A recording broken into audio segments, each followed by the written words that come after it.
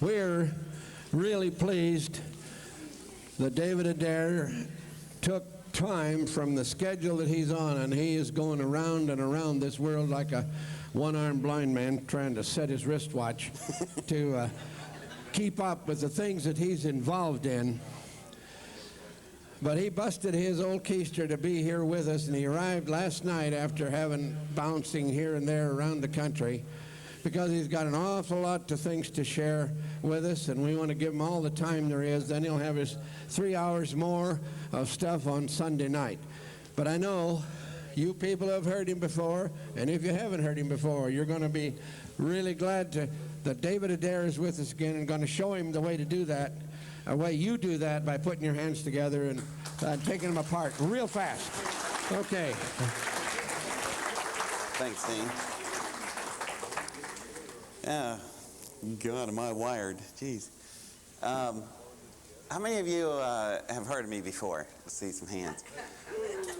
Okay, well, not too long ago when I asked that question, the only person who raised a hand was the person that drove me here, and that was it. So I guess I'm starting to catch on a little bit. How many people heard me on the Art Bell show? That might help. Okay. Anybody read the Sedona magazine this month? You would not believe what that thing did to me. As far as mail, they put my address in the very front of that thing, and Art Bell put my address out over the air several times. I didn't know about it. I cannot get my car in the garage now. I've been answering so many letters, and I really do try to answer the ones, especially the ones that go, if I don't hear from you soon, I will expire, I'll check out, and I go, don't do that. So it's been a real learning experience. Now, those of you who have no idea who I am or what this fool is up here on the stage in front of you, I'm a rocket scientist, a real one. So, and yes, it's true, it does help. You know, you don't have to be a rocket science P1, but I'm telling you, it helps. So, in the background, or my background, I've built a lot of rockets in my time. Right now, I'm presently owner of, well, that's changed recently too. I'm the owner of my own company, which is an aerospace group, and what we do technology transfer. That's where we create technology that's designed in space, and we'll use it up there for something, and then we transfer it directly into a commercial use. You probably know of most examples, the microwave oven, but I'll give you a more detailed one. Have you ever wondered about this? In Apollo days, you had the astronauts going to the moon, 3 days out, 3 days back, 2 days on the moon, by a mission of 8 days, and they're eating solid food. In a couple of days, y'all, something's got to give, okay? So they got to go to the bathroom, and solid waste is going to move, and you got 3 people in the size of an area of a walk-in closet. All right, so there are no bathrooms on the Apollo command module. So what did they use? Diapers. Okay, and so the task was in engineering is trying to come up with a material that could absorb nasty stuff and kind of keep it clean to it and away from you, because see, things float up there, okay? So you don't want to have a mishap while you're changing diapers, or your other 2 friends are going to be really upset about that. So we looked at that in the commercial sector, and we worked the thing out with Johnson & Johnson, and you got the disposable diapers where it came from. So that's technology transfer, and that's more of the light, airy stuff, but there's a more serious side of technology transfers, which is what I'll go into my workshop about, because it's just got so much stuff to tell you about. Something that I've done since I was, last time I saw y'all, let's see if I have, I'm from Atlanta, if you can't tell, I keep saying y'all. Now, see, I'm from the South, so those of you who's not from the South, let me correct you on some things. Y'all is singular. All y'all is plural. Okay? Henry, how you doing over there? God. Okay, I just want to jump to, oh, God. I got the wrong one. Okay. Oh, well.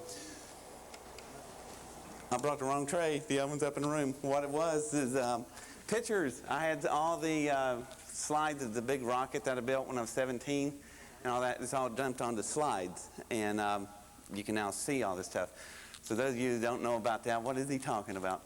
I started building rockets early on in life, when I was about, actually when I was 3.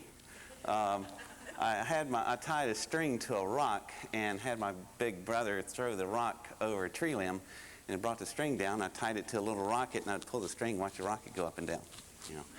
So my brother's watching, and he goes, "That's pretty good, Dave." So later on, by the time I was 12, I decided to make these things fly on their own. So I built my first rocket. Now, some background on my environment at that time. My dad worked for a guy named Lee Petty. He had a son named Richard. I don't know if you ever heard of these people. This town certainly heard of them. So, as a matter of fact, I lived here the first 2 years of my life. Because what happened was Lee Petty was driving through West Virginia, where I was born. And ironically, of all people, his car breaks down. He didn't have any tools. My dad runs a garage. Now, see, my dad would tune up engines, these big high-performance engines, but he would tune them up like 3 and 4 o'clock in the morning. Because, see, these cars have like 396 Chrysler Hemis in them. And the reason they tune them up so late at night, in the trunk, they had a 250-gallon tank. Now, the tank did not hold gasoline. What do you think it held? Moonshine. These are moonshiners. So they had to have very fast cars to outrun the revenuers. This is like in the early 50s. So my dad was very good at high-performance engines. Well, Lee Petty was watching my dad fix his car real fast. And he said, "Look, you're really good at this. We're going to go down to a place called Daytona, and we're going to race on the beach. You want to come and join us?" And my dad did. And then 2 years later, Charlotte got the Motor Speedway up there, and we all ended up moving to Salisbury, right next door to Randleman, which is where I spent a good part of my childhood. But finally, so now, the reason this has a bearing on everything, if you've never been in a NASA, or just realize they're very similar, NASCAR, a NASCAR shop. If you ever walk into one, the materials we have in there are like aircraft aluminum, stainless steel, titanium, very light, strong alloys. The fuels we had in there, we also had drag racers. So we had, of course, your gasoline, but we also had nitro, methane, liquid hydrogen, liquid oxygen. Sound familiar? Okay. And the machinery we had was all the machinery. We had press and shears and drills, lathes. We had all the stuff to machine everything with. So the difference between a NASCAR shop and a NASA rocket shop, there is no difference. Both shops are designed to build one thing. What is that? Speed.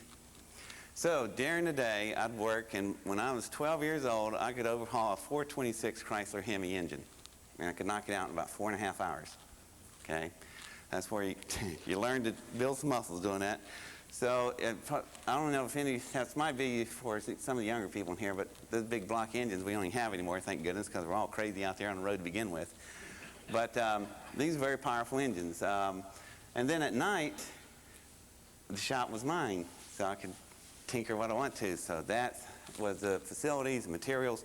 So the first thing I built was this rocket, stood about this tall, and I went to launch it in the backyard. Well, I underestimated some power curves on the hydrogen reaction. See, hydrogen gas at 15,000 BTUs per centimeters at expansion rate is something to see. Well, what does that mean? It means that we set this little rocket out here about this tall, get ready to launch, and it's got little cryogenic pumps and everything, and I know it's going to do okay. Well, all my friends are standing there about this from here to the slide projector looking at it. And I'm going, see, they're used to lighting a bottle rocket, and go, it's pretty neat. And here I'm about like, somewhere where the front lobby is. And you guys want to come over here, to go, why? We can't see it. Oh, I think you'll see it. So they walked all the way over to where it was, and I turned on the power controls, and I rev up the pumps and download, the igniters go off, and man, this thing takes off. See how big this entire room is, this whole area? Well, that was the size of the fireball. And it incinerated the yard right down to the roots of the grass. So this thing, now keep in mind, we weren't even allowed to play with matches at the time. My friend's standing here, I turn around, this thing is just screaming. I turn around and look at them, and it's nothing but little dust where they were, My mother comes out of the back of the house carrying this thing, and this rocket's really moving. I clocked it at 3,500 miles an hour. Okay, it also reached an altitude about 20,000 feet. actually a little bit, well, it was a higher curve. But so you might ask yourself, well, how can you know at 12 years old how fast that rocket go and how high? It's very simple, y'all. I'll tell you how to build an altimeter tracker for $5.40, okay? You get this little square board, you glue a protractor on it. You ever seen that half moon thing that they use in drafting? And then you punch a hole through it and put this 36-inch long little stick on there and screw it in the center so it pivots. Screw in little eyelets like you put on the screen door. You look through it and you track this thing and you measure yourself from where you're standing from the pad 500 feet, and trigonometry has a cosine tangent of 1. So at that point you can have your multiplication table, and when you track this thing up you get to the very top of the apogee at the curve of the rocket, highest point in flight, and you look at that thing and you take the degrees, put it on a trigonometry table, multiply it out, and at the same time you have a stopwatch. So as soon as it goes off and hits apogee, you can't. So you got speed, time, distance, and there's altitude. And I get the same exact readings that NASA does, except they spend $200 million for their equipment, and I spend $5. Duh. You don't have to be a rocket scientist to figure this one out. So, my mother, but what was interesting was my mother's standing on the back porch, and we're watching this thing. It's huffing and puffing. It's going. And it's just a pretty white stream and a nice crystal blue sky. So, and what was interesting was the neighbors, you could hear this thunder rolling out in the distance. It was from the pad area. So I thought that was kind of cool. So my mother's looking at me, and she's looking at that thing, and I'm standing there looking at it, and finally I just look at her, and we're looking at each other. And I look back, she asked me where my friends were, and I said, in the next county by now. So, but the first thing my mother said when she came out the back door, where's the other kids? So, my mother and my dad, bless their hearts, they had a difficult time with me at times. But anyhow, I was standing there watching that thing, and I finally asked my mom, I said, I probably won't see these guys until next week. I said, why am I so weird, you know? And she goes, it took me a long time. It wasn't until about 36 years later, and meeting a metaphysical crowd, that I finally figured this one out. My mother said to me, I want to tell you something. You did not come from me, you came through me.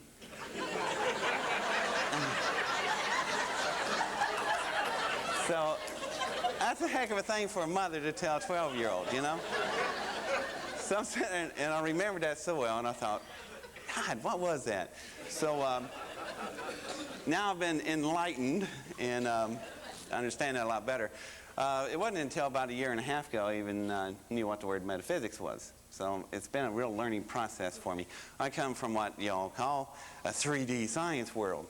And so it's real interesting to hear a lot of the stories y'all have to say. And it's really been mind expanding, to say the least. So, but also you have a great influence on me at times, because now I can't even sit in normal meetings and look at things normally.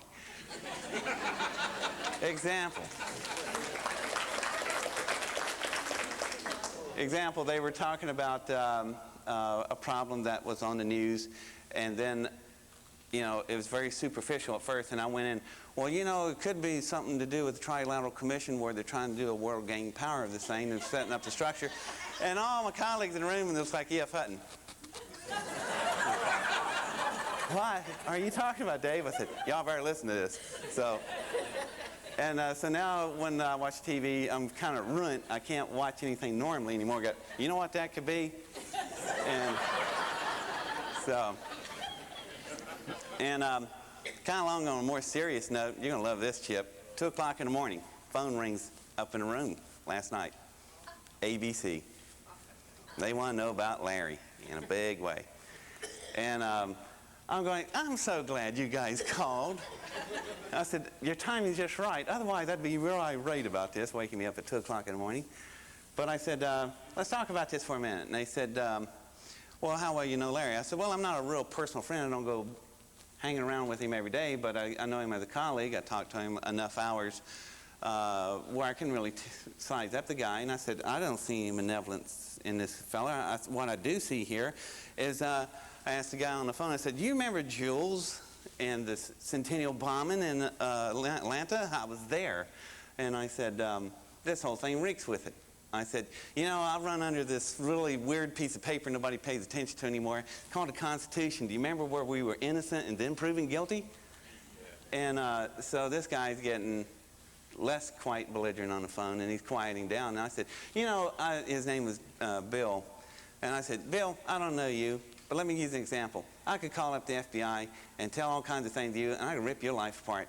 What's wrong with that picture? You know, so he started changing his tone. But right now, in my personal opinion, I just don't believe Larry's he's innocent until I see more guilty stuff. I think you're going to find out that he probably had agricultural anthrax, which is legal to have. However, you can easily plant something, so he'll probably, hopefully this won't happen, but if he has military-grade weapons anthrax, then Larry's in for a real rough ride. When you say, Chip, it's going to be hard to get out of that. Send him the book, Joining the Club Fed. So we'll just have to wait and see what happens, but I wouldn't be so quick to jump on thinking Larry's done something all that wrong, because after I talked to him, I just don't see it. And plus, it was hard on us in Atlanta. Like I said, I was at the Olympics. I was at the bombing site, and that thing was loud. And that's poor little security guard, Jules, they just crucified this guy. I don't know if you ever followed the follow-up stories, but in Atlanta, we always keep an eye out for Jules. He made a lot of money finally. He went to court, he sued, he won, and he made millions. So he sued the Atlanta Constitution and popped them for about $5 million. And even when the judge and the jury peers, 12 people, found the Constitution guilty, the owner of the Constitution denied doing anything wrong, even when he's writing the check. So I'm sitting there going, what's wrong with this picture, you know? So, yeah, and if that was, by the way, a little update on that. You know, we seem to have a lot of fun in Georgia, you know. We're chasing a guy just a little bit north of us in Murphy, North Carolina, and which I happen to know that area well. And we're looking for a little guy named Rudolph, not the reindeer. And this guy, did y'all follow the very latest on that? The metallurgy studies the FBI came out with. The bomb fragments that they got in the last one that he did, and the bomb fragments in the Centennial bombing, in the gay bar in Atlanta, and the abortion clinic in Atlanta, and the one that just happened, all four of them match the same metallurgy. It's the same group. Rudolph's the guy who's been serial bombing all of us, and Jules had nothing to do with it. So that's about, as my hero would say, Forrest Gump, that's all I got to say about that. So anyhow, that was, hopefully you got some background now. I'll try to make it really quick here, because I don't want to do the whole Art Bell thing. But what happened, we'll be here for 5 hours. So what happened was, when I built this first rocket, I built a lot of other rockets, and it caused attention, and then I got some government influence and help, and a local congressman of the place provided funding, and then the rocket kept getting bigger. Then finally I built this 10-foot thing, which is a different kind of engine. It wasn't liquid fuel, solid propellant. Do you know of any other type engines other than those two? Well, we don't use any other engines other than those two, but there is other engines. There are actually 60 different type of engines that we could use. We just primarily use liquid fuel and solid propellant. Mine was one of the other 57 of them. And that is an electromagnetic fusion containment engine, okay? Oh, that makes total sense. What's that, you know? It's like having a chunk of the sun inside a magnetic bottle, okay? Well, imagine it, well, to get that point across, imagine we detonate a hydrogen warhead on this table in front of us and we can contain it. That is what this engine can do. So you contain it with an electromagnetic induction field, and I won't go into all the technical stuff of that, but the thing worked, and that led to a whole bunch of other problems. My engine then was picked up when we flew it. We flew out of White Sands, New Mexico. My project manager was assigned to me. At this time, when I built this big rocket, my dad had retired at that time. We had moved to Ohio. And my mother had, my dad had retired. Actually, he got injured in an accident. So my mother was working. And my mother was an LPN. And she was caregiver to this elderly couple and several other elderly couple in the hospital she worked at. And the son was very grateful because, boy, I tell you, the elderly man, he was a rough one, but he knocked my mother out one time with a punch. But the son was very grateful. The son, y'all might know, anybody heard anybody named Curtis LeMay? Well, that's who my mother was caregiver for, and so eventually with the congressman talking to him, that's who became my project manager, retired General Curtis LeMay. That's how we ended up in White Sands. That's how we also ended up in Area 51. And if you weren't aware of this, remember, how many people here know what happened to me last April 9th last year? Remember me testifying? I testified to the United States Congress and Senate. And for the C-SETI outfit, Dr. Greer, that was a rush. And that was Wednesday, April 9th in the closed-door hearing at Westin Hotel. And I testified about what I saw. So I was brought to Area 51 along with my rocket, which landed there. And short story, we were taken downstairs, and they showed me an interesting engine, about the size of a Greyhound. And my engine's about the size of a watermelon. This thing that they showed me about the size of a Greyhound is also an electromagnetic fusion containment engine. But mine is a Model A, and this thing's like a Lamborghini. It is tremendously powerful and sophisticated.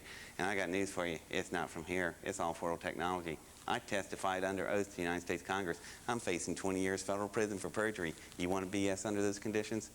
That's what I got to say to critics. Well, guess who exonerated me about 3 months later? NSA. No such agency? You ever heard of them? So the man that chairs that is a little guy who runs around in a wheelchair named Strong Thurman. You ever heard of him? So we kind of got into it, but well, of course you exonerated me. You know it's there because you guys are working on it. So it's still yet to be determined what we're going to do about that. But all that has led to something else. Now I've had a major career shift here, and physically moving here shortly, but there's the rumor mills out there. How many people have heard rumors about me in Hollywood? Look at all these hands. So this is the last group I'm going to talk to. This is it. I'm not talking anymore, so this is it. And I've been a professional speaker for 20 years. I just started talking to metaphysical groups about a year and a half ago, but the reason I had to work here is I promised Dean I'd be here and not lay him down, so I worked hard to get here. I just got in last night. I was in Washington, D.C. yesterday for the last 3 days, and I've been with Dan Golden at the head of NASA. So, now, who were you dancing with? Who am I what? Who were you dancing with? Dancing with, okay. Clarence over here. All this stuff, everything, when I blurt out this stuff, I want you to think of one thing. Forrest Gump. If you keep that picture in mind, all of this works, okay? Stupid is and stupid does, you know? So I just stand still and things happen, okay? Clarence asked, tell him who I was dancing with. Well, I was down in Brasilia, Brazil, capital of Brazil, and I'm dancing with Hillary Clinton, okay? Now, I have slides of this stuff and pictures, so, and the reason I got these pictures, well, maybe I should, how did you do that? Okay, a little credibility problem here. No, what happened was there was this woman that got into, she got stranded, and she had a retarded child with her that had diabetes, and this woman could barely speak English. She was having a really hard time. So I just see this stranded woman. I thought, God, I travel in other countries. You know, it's bad enough by myself to be stranded, much less having, a handicapped child. And I'm going, this woman's in trouble. So I had given her my name and number in L.A. if she'd ever just passing through, and well, she calls, and she has missed her flights and has all kinds of problems. So I go down there, and I just stopped building this big deck for a friend of mine. I look like a street person. I mean, I am covered with filth. And I just jump in the van and go down, pick her and her child up and everything. So I take her to VAS, the Brazilian Airlines. And as soon as we get in the main door and we can walk in, they all look up and they come running at us. I'm going, oh, God, a street person, So they grab her and rush her off. She gets into a side room, and I look at the door. It says Vice President. It's one of those glass offices. And I'd never want a glass office. But anyway, this guy's in there. She is doing one of these numbers. I thought, boy, she's really pissed off, So finally a woman come out there and said, looking at me, goes, did you like anything to drink? I said, yeah. I said, by the way, who is that? They go, what? I said, you know who she is? I said, no, just some lady, you know. That's the Secretary General of Brazil. She has the President of Brazil on the telephone. So I was sitting there going, golly, you know. So I said, she comes back over to me in her broken English, is thanking me. I said, I guess you'll be all right. And she says, fine. So I go home. Well, I'm not home for a couple weeks, and then I get this thing in the mail, and it says this first-class ticket to Brazil. And I'm invited to come down there and do space technology transfer consultant. So I come down to do technology transfer lectures to their university, which I taught to 15,000 students at one time. And it was like a rock concert. So anyhow, while I'm there, the students have a great time. We have a good time with the faculty and all that, and it feeds back to the government and everything. So they said, look, we're having a dinner party. How about you come over here and come to the dinner party? And I went, oh, okay. So I'm on my way to the dinner party, and of course I can't read any newspapers hardly. I don't speak Portuguese too well. So anyway, I'm on my way, and then I look down the newspaper, and there's Bill and Hillary on the newspaper. And I go, what's this? And they go, you don't know, you're an American, you don't know what? Your president and first lady's here. When I walk in a room, there's 50, it's a dinner party of 50, and we are there, and we have to line up for protocol, and here comes the president and first lady. I'm going, God, Forrest Gump strikes again, you know. So I'm sitting there real dignified, and I'm just so excited, you know. So they're coming down the line, and of course everybody has all this heavy Portuguese, you know, that accent. So Hillary gets down, and the security, Secret Service on each side of her, and they walk, she lines up in front of me, and I stick out my hand and go, hi, Hillary, God almighty, I'm so glad to meet you, geez, you know. She jumps back, the security guys, they step over the ropes, there's one on each side of me, you know. And she's going, wow, an American, what are you doing in a Brazilian delegation? I said, well, it's a long story, I was just helping a woman, and I tell her a story, and she starts laughing. And I said, boy, I've really, you know, always admired a woman that had, especially when she's had so many difficulties with her marriage. And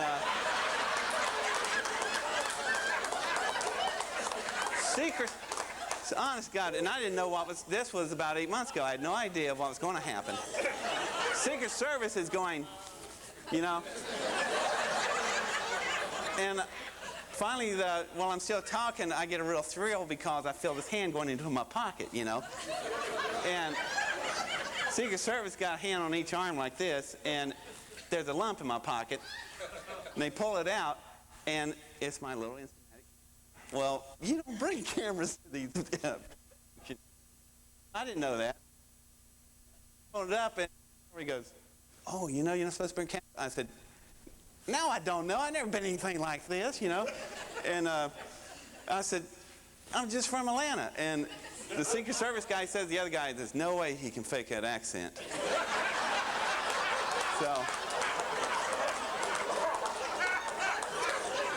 So I said, can I get a picture? And so I turned around to the Secret Service guy and said, can you take the picture? So there's a picture, great picture of Hillary and I. She's got her arm around me, we're like that, and we're just smiling, and a great photo. Atlanta Constitution see this photo, and they put it on their newspaper. They look at the photo, and they go, man, that is not a posed photo. That's a buddy photo. So anyway, why all this is kind of related to everything is while we finally hit it off, and we're telling jokes, and it's fun, and she's nice. Bill came down, I said hi about 10 seconds, and I left him, went over to Hillary. So she was a lot more fun to talk to. So anyway, he said, you want to dance? Sure. So we're dancing, right? So here we are doing our thing, and then I see this guy coming by and go, wow, I know him. So I lean out like this, and I go, hi, Dan, how you doing? It's Dan Golden, administrator of NASA. Right.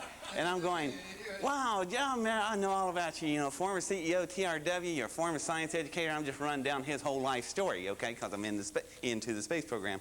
So I know everything. And he looks so bad. Like, oh, God, I should know this guy, you know.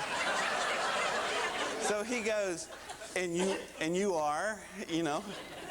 So I throw him a bone, you know. The guy's hurting, and I'm going, I'm nobody, you know. I'm just a, and you know, sure, you're dancing with the first lady and you're nobody. So he says, anything I can do for you, call me, you know. So anyhow, this set a whole domino effect of things into action, because when I got back home, a huge studio in Hollywood called up, and they just picked up my option for my book. I wrote a 400-page book. It's not out yet. Don't go crazy. It's called America's Fall from Space, and that's becoming a movie. It's a movie of my life story. So anyhow. So what we'll end up watching is Forrest Gump of space. So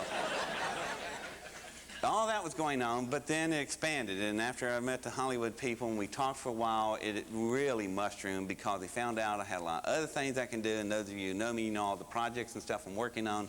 All of those now have exploded into a television series. So I am right now, was thrown in a spot where they said, you know, can you deliver stuff to us? I said, I think I can. I said, how much of the archives you guys are into? And they would tell me what they were extracting. And if the archives was this entire stage, they are pulling in Hollywood, all that you've seen, they've only pulled about this much of it. That they've never touched, because they don't know how to access it, and they don't even know what's in there. I do. I know it all. So anyhow, I said, yeah, I have access to the archives. And they said, you're kidding.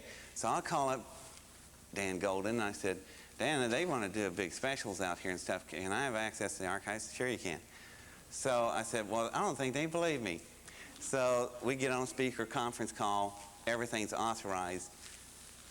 Hollywood producers then pull out all these contracts. And I'm just kidding. I said, oh, is that your standard rich and famous contract? You know? So it turns out we created a new studio out there. It's already into productions, and it's called Twin Galaxy Productions. I own half of the studio. Well done. So I asked them, why are you guys giving me half of this? We ain't giving you half of nothing. We're taking half of what you got. And I went, wow, that's cool. So life has changed considerably. Now I'll be out there, and so the reason I was in Washington, I am in the process of getting a television special shot right now. It's one of the things that programs on NASA, and that's why I was in D.C. I got to go to the Cape Monday, and Johnson and Huntsville and all that stuff. But anyway, you're going to see a whole string of television specials. We're working really hard, and by next 2 months, we'll go in through the entire productions, and we will hit the May sweeps. So in May, you will see some of these programs. They're going to be very much like, it was a phrase I made, and they really liked it. It's Jacques Cousteau of space. Do you remember what years ago in the 60s, you couldn't wait Thursday night? Oh, we're going to, you know, can't wait to see Jacques Cousteau. You know, kids go, why? Because we're going somewhere, you know. We're going to get on this Calypso and go out there because this guy's taking us with us. Well, that's exactly what we're going to do, except we're doing it in space science arenas. So I know there's somewhat of skepticism as far as the government's concerned within this audience. And you have some paranoia running through the place. But and conspiracy theories reek off the walls. But and I'm sure there's a lot of Mel Gibson types out here. So a lot of stuff's happening, just not so. And I won't get into a debate on it, but you know, there's been said, somebody brought out, and I've been asked this question a lot, that NASA jerked all the projects down off of the Mars and Moon thing, right? Some of y'all hearing that? Well, that's not so, y'all. I just left the head of NASA. Nah. If anything, we just sent out Prospector and Clementine, and the data's coming in, and there's 2 more probes that's designed and are ready to roll. So no, it's increasing the activity. So I'm just telling, that's what you need. There's a lot of disinformation going out because people either want to make book sales, whatever the motives are, or whatever. I don't know, outside the space program, I don't know a whole lot, and that's true. That's truthful. But within the space program, I do know that. And No, there's a really push now within groups like NSS, National Space Society. That's a group y'all might want to check out. You can join that. That's a grassroots organization, and they have some tremendous stuff going on. And they used to be L5. Anybody remember L5? L5 Society? That, you know, that's a real planetary term. A lot of people go, what is that, some kind of fraternity order? No, L5 is the distance between the Earth and the Moon, where you could park something and the gravity pull would be equal, so this thing could stay stabilized. We call that L5. That's a great place to build a huge space colony. Okay, so this is the type of groups that are, but they're a PAC group, Political Action Committee, supporting the space program and trying to push differences up there in Washington, D.C. They've given me a program which left in my room, and we'll run through that program, but they sent a lot of neat slides and stuff. And the slides that you'll see in my workshop, you can also get these slides from NSS and become a member. So there's a lot of heavy space-based groups. Planetary Society is another one. A lot of groups that you can join out there that's really making pushing efforts in the commercial side of the space program. Okay, we're getting close to time. Questions. People got questions about me or for me or whatever. Oh, there's a microphone. Come to the microphone right there and line up, and we'll start doing some questions here. Yes. Pardon? You've almost 20 minutes. Oh, 20 minutes. Okay. Go ahead. Could you tell Okay, us a thanks. little bit about Cydonia on Mars, what Richard Hoagland has said was the situation that's not really being revealed? Right. I got to ask Dan about it, and Dan said that the probe that they have out there, God, I can't remember all their names, the Voyager, not Voyager, help me out here, the Surveyor, thank you. They've have the cameras programmed now where they're going to sweep Cydonia and take a look at it. Now these cameras are important. They got 10,000 times the resolution of the Viking probe in the 70s. So they're interested too. They want to know, and they're kind of put out by they get hits on their websites of people really upset. You know, why are you holding back on the stuff? And in the space program, they're actually put out by it because they feel they're not holding back. However, I do have some problems. I'm not standing there totally gullible, you know. So I have my problems with NASA. We get into some extreme arguments, and we've had for the last 22 years. But it's something that the Hollywood producers found out quickly. It's a very personal fight. It's like a man and woman fighting. A police officer come in. What's the man and woman do? Jump on the police officer. Okay? So when I'm fighting with NASA, somebody came in and tried to do a tabloid special on NASA, and I jumped all over them. But yet I'll turn right around and cuss NASA out at the same time. There is some problems that they're having on disclosures. And the way they're doing it is privatization. That is not the word you want. You want commercialization. They're playing word games here. The head of the space program, this guy in particular, Dan, he's a former science educator. You never had one of those as administrator of NASA. They've all been political appointees. Their backgrounds have been political sciences. This guy is a science educator. He's held town hall meetings where he personally, the head of NASA, personally goes in a room like this and tell you what's going on. But he is politically roped in. He's like a eunuch. They just politically chopped him off because he is controlled by the Vice President of the United States. Did you know that? That's who controls the space program. That's the way it's structured.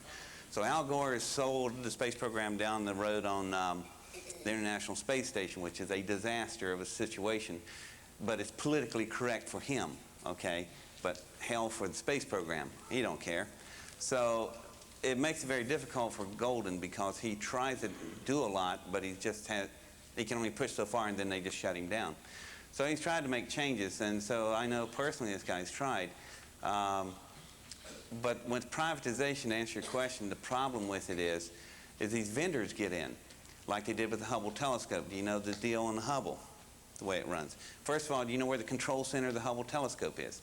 Johns Hopkins Hospital. Yeah. Why? Because it's privatized. That's where the contractor is. So the contractor does not have to show you what he sees on that telescope for 6 months. Well, that's not so good, is it? So, you know, why not real time? You know, what they see, we see together. Well, that's the way the private contractor, that's the problem with privatization, is that they can write these rules in. Same thing's happening to Mars Sedona. They got a 6-month delay before we get to see what's happening, and I totally disagree with that. You know, you paid for this stuff, real time. What they see, we see together. So if somebody's standing there going, you know, waving at us, you know, we'll see it together. So they're trying, Dan's trying to get around that, but he's not having much luck. So there's the problem. Even the administrator of NASA can't even control it. So there's, plus you have another political body stuck in there called the U.S. Senate Subcommittee on Science and Technology, and they also can override the administrator. So the administrator is really having a hard time. To answer your question, in 6 months they're going to release a lot more data. So they have shot the Sedona areas with cameras. Yeah. What we'll see, we'll just have to wait and see. Yeah. So. Okay. John Hopkins. They've got Sedona. Yeah. John Hopkins Hospital is where the headquarters of the Hubble Control Centers is located. Okay. Thank you. In November of 1996, I was a member of a demonstration down at NASA, peaceful. Right. Yes, and at that time, we were only underlining what NASA said they would do. Mm-hmm. And that was real-time distribution of high-resolution photography of the Cydonia region. Mm-hmm. Now, and Dan Golden told you that he's still trying. Was not able. He was on the air, CNN, that he would give, that NASA would give us real-time. They haven't been able to pass it yet. Then he was lying. What else? Well, he personally is trying. I'm glad to hear that, He's but trying, I wish he would say it that way. I know. See, that's the thing. If he does, that position is a puppet position. That's what they pull your strings, yeah. And if he's going to stay in that position, he's got to do what the string pulling they're doing. They just don't want to release it, and that's the problem. What is the big deal? You know, that's the problem. That's the question I got. What's the big deal? Okay, what if there is ruins there of somebody who once lived before? Like, we're going to come to an end on this planet, you know? But then again, after I listened to a lot of y'all's thoughts, I could see if all the rest of it's true, then that's just the can of worms that's going to open up, and then the whole thing unravels, and they don't want all the other stuff happening. So that could be a real problem. Yeah. Hi. You mentioned on the Art Bell program something about reverse technology of UFO science, things having to do with some of the things that we're using today. Could you talk more about what they're doing, where they got the information? Okay. Something about that. One of the biggest things that drew some flack there in the hearings was when I said, you know, that we're going to be downloading this technology because we reverse this engineering, and then the engine that I saw was symbiotic in nature. Do you know what that is? It means the engine's alive, physically. It's an sentient entity of its own. How do I know that? Well, it'd take me hours to explain it to you, but what happens is when the crew, whoever is, the pilots, whatever, when they sit down, there's some device of some kind that would allow that pilot to physically merge with that engine along with that craft, and they all become a symbiotic system. Now, that sounds, you know, the senators and Congress, what? You know? And I said, oh, let me bring you up to current events. Have you heard of McDonnell Douglas, y'all? And yeah. You ever heard of Princeton? You know, the university? Yeah. Well, Dr. Robert John up there, they're building a symbiotic system for the F-22 fighter. At 1,600 miles an hour, the pilot does not have time to look at the dash to find the fire controls. He doesn't even have time to even fill it on the stick to fire. So now what the system's being designed is, the pilot says, lock, fire, and the ship hears his thoughts through the helmet connections, and the spacecraft, or might as well be one, the aircraft will respond to his thoughts. Thought control, firing control systems, symbiotic merging systems. Do you remember the movie Clint Eastwood, Firefox? It's here, y'all. It's embodied in the F-22 fighter. Now, my question is, where'd they get this technology from? I got a good idea. You know, in 1971, they were sitting on an engine that was symbiotic. So it may sound science fiction to you. It's science fact. It's inside the F-22 fighter now. Yes, go ahead. Hi, I heard you mention Princeton University, and about 2 years ago I had submitted some information to the physics department on my whole numbers theory, and one of the gentlemen there just received a Nobel Prize for using my information. The only thing that I was upset about is that he didn't take the time to learn the whole system. And what I've done is I've taken the metric system and I've eliminated it, and I based it on the Babylonian tablets that were discovered in 1846. And it indicates that the metric system is incorrect. And that's the reason that all these machines, etc., that have been produced for the last 200 years do not function with precision. Even though they're not bad, they're not great. That's what I wanted to say. The Bureau of Standards aren't going to like that, are they? Well, they already know. You see, they keep thinking that I have an ego and I need a Nobel Prize. I don't. What I'm trying to do is to teach a correct mathematical system that can be applied to everything, mathematics, computers, etc. And it's all based on the mathematics. It's done the way the Kabbalah is. Are you familiar with the Kabbalah? I have no idea. Well, there's a special... See, within the numbers are numbers. That's the point I'm getting at. And if you don't use the correct numbers and know how the chain works, you're not going to understand it. That's the point. What's your question? The question is, what are you going to do when you have to change your mathematical system? 99% of the world uses the metric system. By the year 2000, they have to convert. That's it. I just want to know what you think would happen. What will happen? There's going to be a lot of little decals changed.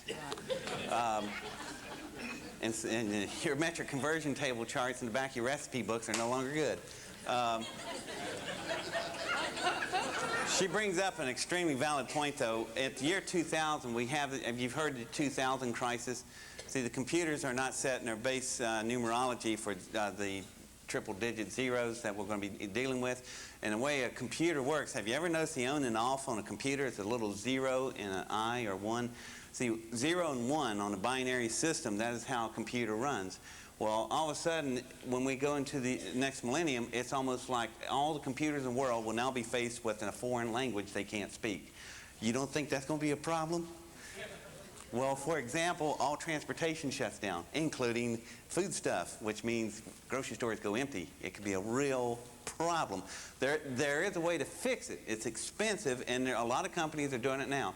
I have a checklist this long that a company has to do step by step by step to fix the problem. To answer your question, there's a way to fix it. We already have the system in place. But the problem is the corporates are bottom line driven. And it's extremely expensive on the front end. It's the old question like the car engine, you know, you fix it now or you fix it later, which is later is a lot more expensive. So a lot of the companies run down this checklist, and a lot of corporations are already biting the bullet financially, and they're setting up where they'll get around this problem. Those companies who have not done this, have dragged their feet, they're going to crash, and when they do, it's going to bog the system down. But the repairing has already begun. We've got 2 more years, and a lot of the corporates are, the main corporates are starting to do it already on their own, and there could very well be a law passed demanding that all corporates have to do this, and it's expensive. But we set this own problem in ourselves, so since we created a problem, we can solve the problem. You know, that's the thing you got to remember. There's not a problem on this planet we can't solve, y'all, because they're all created by us. You know, unless some kind of weird damn thing come down here from another planet and just totally screwed something up, you know, that might be a little problem fixing it because it's out of our control. But right now, from what I can see, all the problems we've got on this planet, there's not a damn thing we can't do in solving it, because we created it, we can uncreate it. So we can solve our own problems. Yes? Are you still in contact with your symbiotic friend in your dreams? Man. Is he still here, or she, or? Yeah. Did y'all hear the question? No. Why don't you speak it louder? Because I don't want to even ask the question.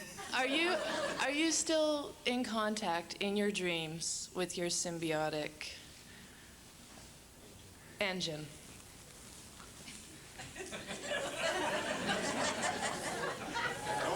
I tell you, I'm just going through whether to do the politician sidestep, you know. If you ever saw The Best Little Whorehouse in Texas, where that guy sings to do the little sidestep, the governor.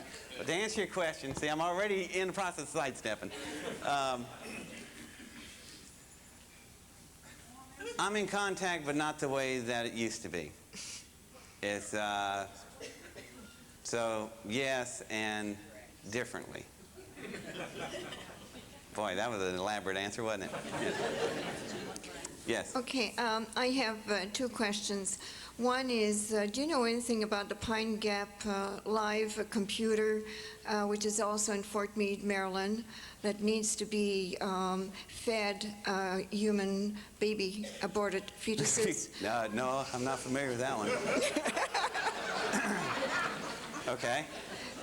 My next question is, a lot of changes have taken place on this planet Earth by causing a war and then using the people to develop whatever they were planning to do. For instance, World War II and the World War I and communist movement and revolution in Russia was to get the people of Eastern Europe to become slaves to the New World Order gang so that they would have free labor, and this is why Russia became so advanced in such a short period of time.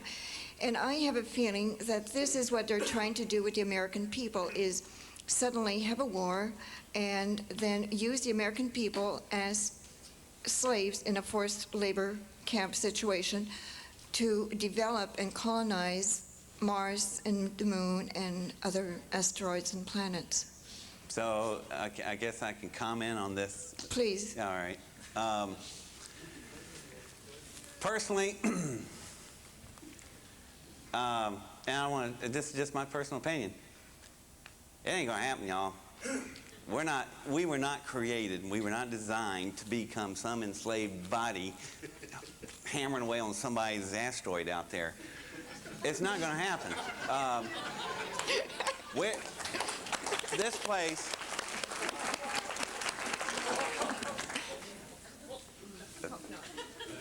if you want to take it from, I wish you could see it from my POV point of view. If you were inside here, you wouldn't want to be there for long, I guarantee you.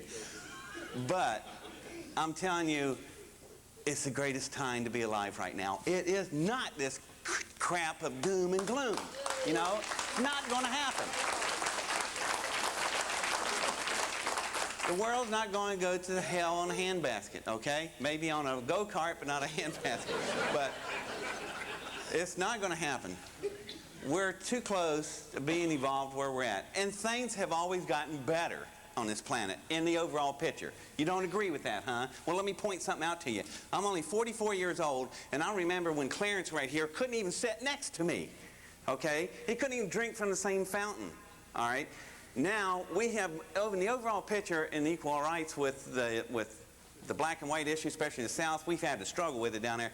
We've gotten better in the overall picture, you know? Now I can sit and eat in the same restaurant right with Clarence, you know, which I happen to like. So, how is the overall picture of that? We went forward. We have always moved forward on this planet. We came through a really bad time about blowing ourselves away. Everything from the Cuban Missile Crisis even up to the recent present. Well, guess what? Have you seen a nuclear mushroom cloud lately? No. We're still here.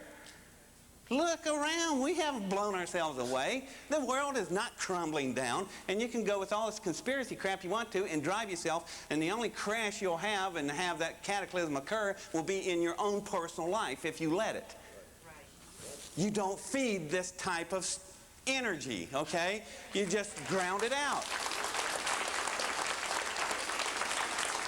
So that's the thing that really irks me when I hear all this negativism. I said, it reminds me of a thing of Kelly's Heroes, man, old Keith from Seven. All these negative vibes, man. You know, it's not going to happen.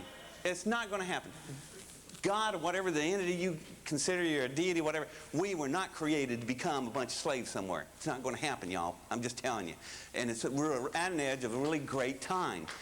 And it's going to get much better. We've come through some really bad times. Doesn't mean we're going to be problem-free. And yes, we're going to have some really terrorist acts. We may have a nuclear strike on our own soil right here. D.C. may go up in a mushroom. That may not be so bad. But anyway, so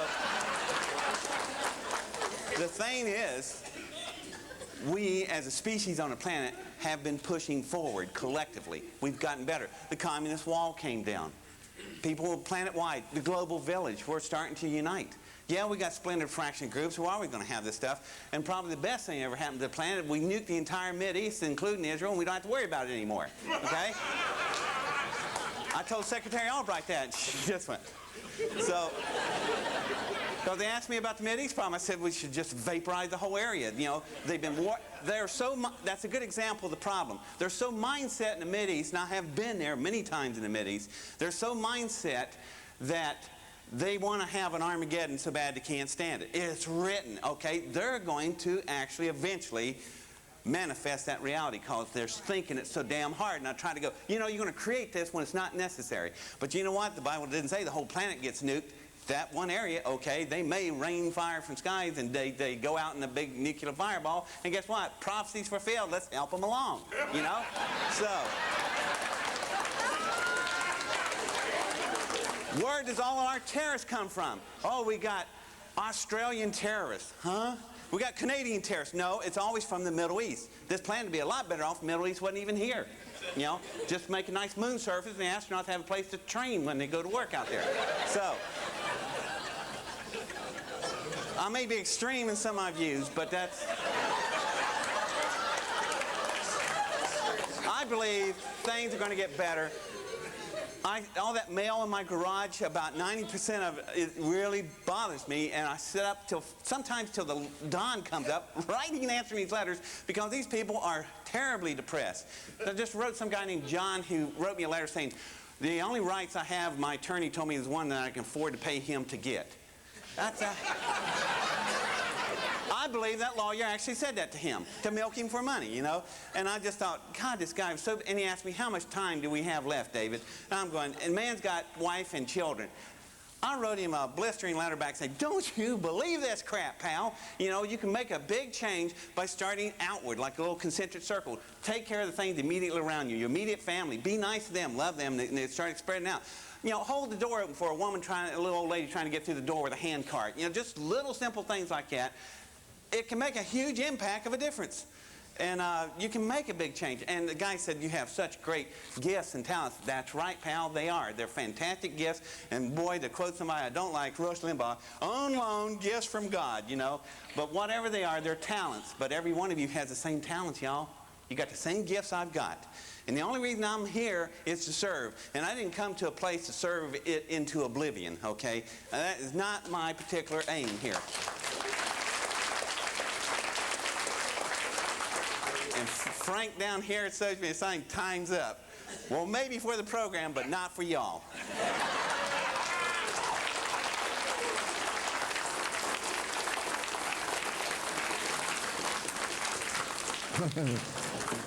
Now, if you get a chance to shake the hand of this man, you can say, I shook the hand that was on Hillary's hip.